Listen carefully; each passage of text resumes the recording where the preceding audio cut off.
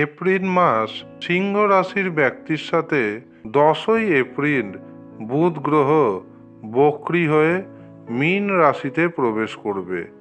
15ই April সূর্য মেষ রাশিতে প্রবেশ করবে। 23শে এপ্রিল মঙ্গল গ্রহ প্রবেশ করবে মীন রাশিতে। 25শে এপ্রিল শুক্র গ্রহ প্রবেশ করবে মেষ রাশিতে। 30শে এপ্রিল দেবগুরু বৃহস্পতি প্রবেশ করবে বৃষ রাশিতে। শরীর স্বাস্থ্যের দিক থেকে সিংহ রাশির ব্যক্তিদের বড় ধরনের কোনো সমস্যা দেখতে পাচ্ছি না, তবে রাগ জেদ বৃদ্ধি পাবে। যাদের উচ্চ রক্তচাপ রয়েছে তাদের কিছুটা হলেও সাবধান থাকার প্রয়োজনীয়তা রয়েছে। যারা দীর্ঘদিন ধরে ক্রনিক রোগে ভুগছেন তারা অবশ্যই সাবধান থাকবেন।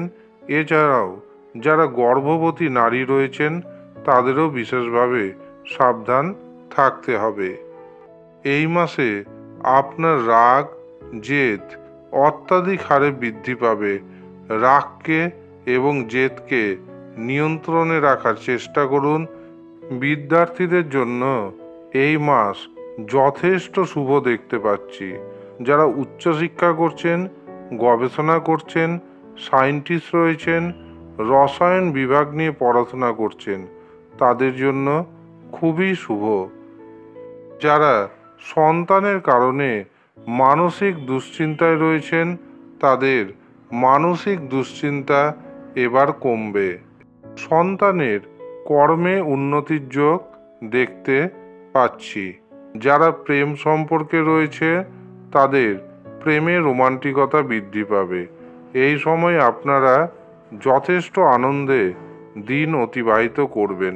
কাছাকাছি কোনো স্থানে যদি ভ্রমণ করতে চান তবে সেই সুযোগও দেখতে পাচ্ছি।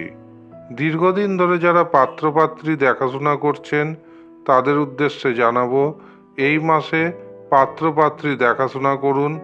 আপনার বিবাহের দিনক্ষণ ঠিক হয়ে যাবে। আপনি আপনার মনের মতো পাত্রপাত্রী পেয়ে যাবেন। যারা প্রেমকে বিবাহে রূপান্তরিত করতে চাইছেন তাদের জন্য মাসটি যথেষ্ট শুভ। দাম্পত্য জীবন খুব একটা সুখের যাবে না। ছোট ছোট কথাকে ইগনোর করার চেষ্টা করুন। ব্যবসাতে বড় ধরনের ইনভেস্ট করবেন না। যারা পার্টনারশিপে ব্যবসা করছেন তারা কিন্তু বিশেষভাবে সাবধান থাকবেন, নচেত অর্থ ক্ষতির সম্ভাবনা দেখতে পাচ্ছি। এই মাসে 23শে এপ্রিল পর্যন্ত আপনার কামনা বাসনা বৃদ্ধি পাবে। সেগুলিকে নিয়ন্ত্রণে রাখবেন, নচেত সমস্যায় পড়তে পারেন।